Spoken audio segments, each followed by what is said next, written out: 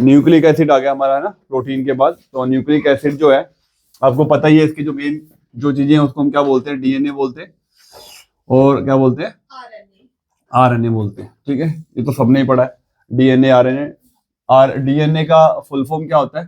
Deoxyribonucleic acid. हाँ, deoxy ribose nucleic acid. और RNA का क्या होता है? राइबोस न्यूक्लिक एसिड, है ना, राइबोस न्यूक्लिक एसिड। तो एक तरह से अगर आप इसमें हमने बेसिक कंपोनेंट्स ही पढ़ने, ज्यादा डिटेल है नहीं इसके अंदर भी, वही हमें थ्योरेटिकल क्वेश्चंस ही पता होने चाहिए, थ्योरेटिकली पढ़ना है इसमें, ज्यादा स्ट्रक्चर्स में हमने जाना नहीं है। स्ट्रक्चर हम पढ़ तो जरूर रहते हैं, बस वो बेसिक इंफॉर्मेशन ही हमने गैदर करनी होती है उसमें। तो हमने पढ़ा कार्बोहाइड्रेट जो किससे बना होता है, उसके मोनोमर्स क्या थे, उसके मोनोमर्स क्या थे? हाँ, जो ग्लूकोज थे, जल्दी अल्फा डी ग्लूकोज थे या बीटा डी ग्लूकोज थे। फिर हमने क्या पढ़ा? प्रोटीन पढ़ा, उसके मोनोमर्स क्या थे? अमाइनो एसिड थे। अब हम पढ़ रहे हैं न्यूक्लिक एसिड, तो इसके मोनोमर्स क्या है, इसके मोनोमर्स क्या होते हैं ये नहीं पता है ना, न्यूक्लियोटाइड होता है, न्यूक्लियोटाइड्स होते हैं। तो न्यूक्लियोटाइड अगर हम कंबाइन करते, ठीक है, बहुत सारे न्यूक्लियोटाइड अगर हम कंबाइन करते हैं तो क्या बन जाएगा हमारे पास? डीएनए बन जाएगा। ठीक है, डीएनए आरएनए बन जाएगा। तो न्यूक्लियोटाइड्स की जो है बहुत सारी लंबी चेन हो जाएगी, न्यूक्लियोटाइड। अब इनमें जो कौन सी लिंकेज होती है? कार्बोहाइड्रेट में होती है ग्लाइकोसाइड की लिंकेज, है ना, और अमाइनो एसिड में थी पेप्टाइड लिंकेज। तो इसमें कौन सी लिंकेज है? इसकी लिंकेज को हम बोलते हैं फॉस्फोडाइएस्टर लिंकेज, फॉस्फोडाइएस्टर लिंकेज बोलते हैं। ठीक है, फॉस्फोडाइएस्टर लिंकेज रहेगा। ठीक है, अब हमने पढ़ लिया कि न्यूक्लियोटाइड के बहुत सारे हम कॉम्बिनेशन से हम क्या बना लेते हैं, न्यूक्लिक एसिड बना लेते हैं। तो सबसे पहले हमारा टास्क है कि न्यूक्लियोटाइड्स क्या होते हैं। ठीक है, तो न्यूक्लियोटाइड के अंदर क्या क्या चीजें होती हैं? ठीक है, तो न्यूक्लियोटाइड के अंदर हमारे पास तीन चीजें होती हैं। ठीक है, वो तीनों को अगर कंबाइन करें तो न्यूक्लियोटाइड बन जाता है। सबसे पहले जो इसमें होता है एक पेंटोज शुगर होगा। ठीक है, उसके बाद शुगर के बाद जो दूसरी चीज होती है वो क्या होता है इसके अंदर? एक नाइट्रोजनस बेस होगा। ठीक है, नाइट्रोजनस बेस होता है। और जो लास्ट में रहेगा वो क्या रहता है? एक एसिड जिसका नाम है फॉस्फोरिक एसिड। फॉस्फोरिक एसिड का कंपोनेंट लगा होता है।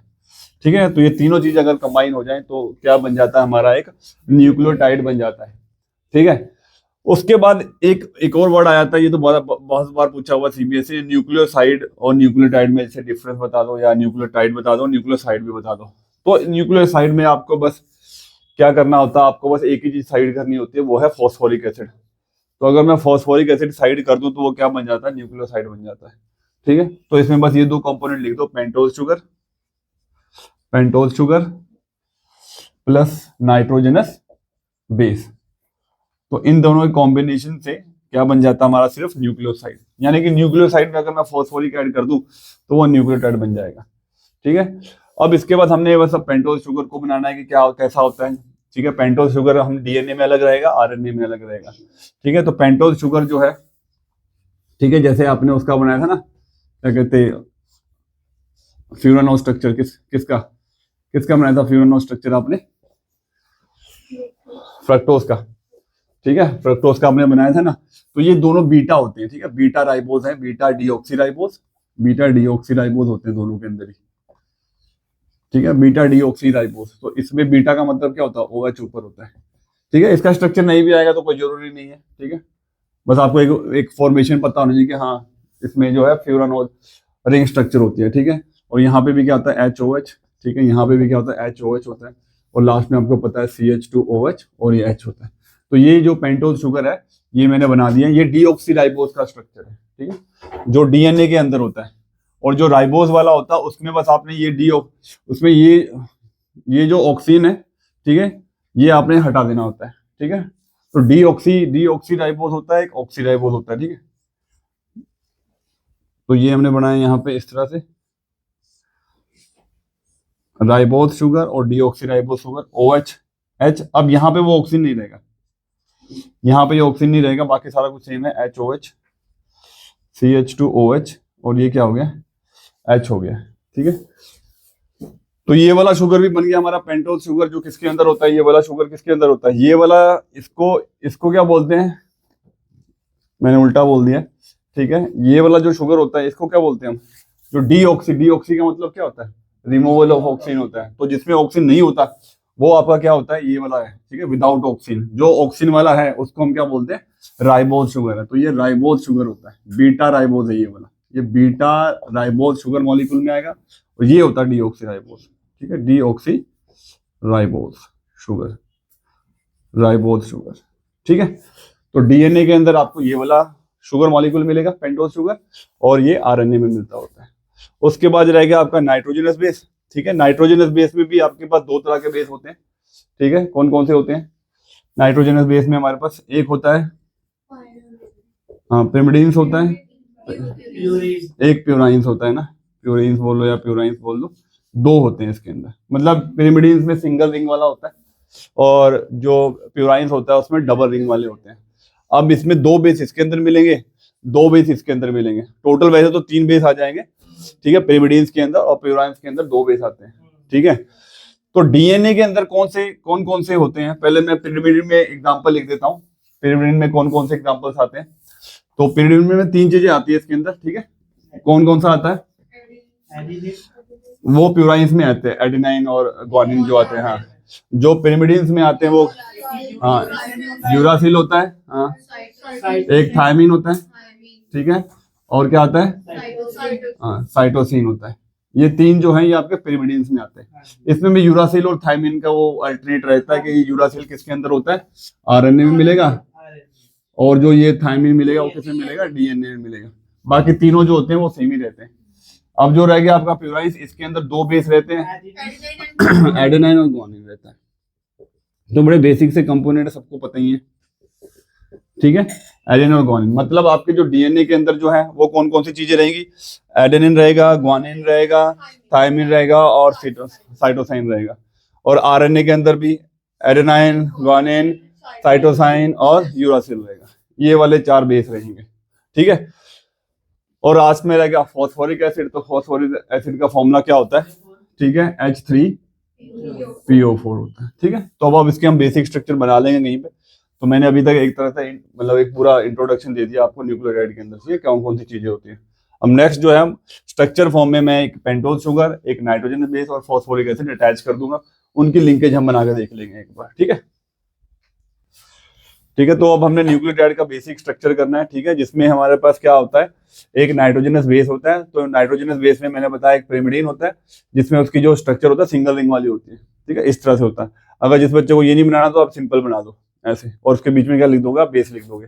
और जो प्यूराइंस होते हैं वो डबल रिंग वाले होते हैं इस तरह के, जिसमें आप बेसिकली आप ऐसा भी बना सकते हो, ठीक है, क्योंकि सिर्फ काम चलाओ काम करना है वहां पे, और आज तक कभी उसने स्ट्रक्चर पूछी नहीं है, ठीक है, सीबीएसई ने। तो यहाँ पे हमने एक पेंटोज शुगर बनाया हुआ है, और साथ में मैंने क्या लगा दिया, यहाँ पे एक नाइट्रोजनस बेस लगा दिया, और जिसमें जिन्होंने स्ट्रक्चर दे रखी है पेंटोज शुगर में, यहाँ पे OH होता है। अब ये वाला OH और ये वाला H मैंने H2 निकाल दिया, और ये पूरा जो बेस कनेक्ट हो गया यहाँ पे।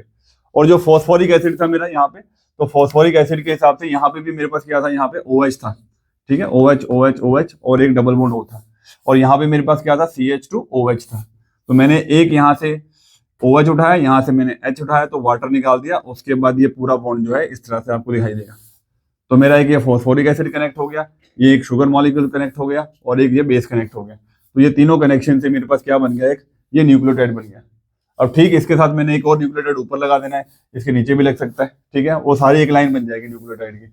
और न्यूक्लियोटाइड आपस में जुड़ेंगे कैसे, वो किस लिंकेज से जुड़ेंगे, वो जुड़ेंगे फॉस्फोडाइस्टर लिंकेज से। तो वही लिंकेज मैंने बनानी है, ठीक है। तो इसके बाद मैं बनाने जा रहा हूँ फॉस्फोडाइस्टर लिंकेज कैसे बनते हैं। तो उसके लिए सेम चीज मैं एक इसके ऊपर भी बनाने वाला हूँ। तो ये 5th कार्बन से जुड़ा हुआ है, और यहाँ पे 3rd कार्बन के OH के साथ आपने इसको रोकना है, जोड़ना है। तो 5 और 3 का जो लिंकेज होता है वही फॉस्फोडाइस्टर लिंकेज होता है, ठीक है। इसके बाद हमें नेक्स्ट लिंकेज बनाते हैं इसके साथ। ये भी आसान है, आपको पता है यहाँ पे OH है और ये H है, ठीक है। तो यहाँ से आप क्या निकाल दोगे, H2 निकाल दोगे। तो H2 निकालने के बाद आपके पास क्या बचेगा यहाँ कॉमनली, ठीक है, यहाँ पे क्या बचेगा, यहाँ पे, ठीक है, यहाँ पे क्या बनेगा, ऑक्सीजन बचेगी, ठीक है, सिर्फ। तो मैं इसको ऐसे दिखा देता हूँ, ये आए इधर से, ये ऑक्सीजन, ठीक है, ये ऐसे जुड़ गए। तो ये जो बना है ये 3rd कार्बन था, और ये कौन सा कार्बन था, 5th कार्बन। तो 3rd और 5th के बीच में क्या बन गया मेरा, ये फॉस्फोडाइस्टर लिंकेज बन गया, ठीक है। तो अभी मैंने डीऑक्सीराइबोस लिया, तो यहाँ पे डीऑक्सीराइबोस बना देता हूँ, ठीक है, सेम शुगर मॉलिक्यूल हो जाएगा मेरा। और यहाँ पे मेरा रहेगा बेस लगाने को, तो ये भी मैं एक बेस लगा देता हूँ यहाँ पे, ये रहा एक बेस, ठीक है। और यहाँ पे क्या लगना था, यहाँ पे क्या लगना था, यहाँ पे क्या लगना था, एक फॉस्फोरिक एसिड। तो ऐसे ये भी ऊपर कनेक्टेड होगा, ऐसे यहाँ नीचे से ये भी बना होगा, ठीक है।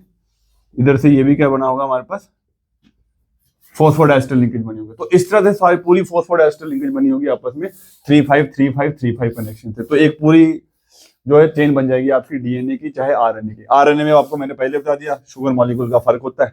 ये जो मैंने मॉलिक्यूल उठाया ये डीएनए का उठाया हुआ, ठीक है। आप देख सकते हो बेस बेस जो है सबके सामने आ जाएंगे इस तरह से, एक लाइन के सामने। ये भी बेस है, ये भी बेस है। तो एक बेस एक साइड दिखाई देंगे आपको, sugar phosphoric acid, sugar phosphoric acid, sugar phosphoric acid, इस तरह से आपका बनता जाएगा, ठीक है। तो ये हमारा हो गया जो स्ट्रक्चर था, ठीक है।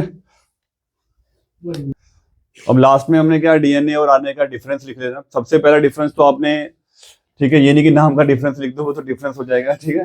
तो इसमें ये लिख सकते हो कि हाँ उसमें शुगर मॉलिक्यूल कौन सा होता है, ठीक है। नॉन मेडिकल के लिए ये है कि चलो छोटी छोटी चीजें जो आप डिफरेंस बना सकते हो। पहले तो आप लिख दो कि जो आरएनए के अंदर होता है वो कौन सा मॉलिक्यूल होता है, sugar molecule, ribose sugar molecule होता है। और उसमें कौन सा होता है, डीएनए में कौन सा होता है, डीऑक्सी राइबोज शुगर मॉलिक्यूल होता है। एक डिफरेंस ये लिख देंगे हम। दूसरा जो हम डिफरेंस लिखते हैं कि जो डीएनए होता है वो जनरली कहाँ पे होता है, वो आपको मिल जाएगा न्यूक्लियस के अंदर, क्रोमोसोम के अंदर, है ना, उसके अंदर मिलता है मेन। और जो आरएनए होता है वो आपको कहाँ मिलता है, वो जनरली आपको साइटोप्लाज्म के अंदर मिलने वाला है, ठीक है। उसके बाद नेक्स्ट डिफरेंस आप लिख सकते हो, जो आपके नाइट्रोजनस बेस थे, तीन तो सेम ही होते हैं, डिफरेंस जिस बेस का होगा आपने वही लिखना है कि जो आरएनए के अंदर होता है वो कौन सा बेस मिलता है, उसमें एक्स्ट्रा यूरासिल मिलता होता है, और डीएनए के अंदर मिलता होता है थायमिन मिलता होता है। इसमें भी अगर आप स्ट्रक्चर को डिफरेंस दोगे तो मिथाइल का फर्क होता है, वही चीज होती है, ठीक है। और उसके बाद लास्ट डिफरेंस अगर आपने देना है तो डीएनए आप लिख सकते हो एक हेरिडिटी मटेरियल है, जबकि आरएनए ऐसा बिल्कुल भी नहीं कर सकता, ठीक है। हाँ, तो ये डीएनए आरएनए का मेन डिफरेंस है। हाँ, वो भी लिख सकते हैं जो डीएनए डबल स्टैंडर्ड होता है, ठीक है, डबल हेलिकल स्टैंडर्ड होता है, और आरएनए क्या होता है, सिंगल स्टैंडर्ड होता है। तो इसके बाद जो हम करने वाले नेक्स्ट जो होगा वो आपका क्या होगा, विटामिन्स होंगे, ठीक है, और हार्मोन्स होंगे।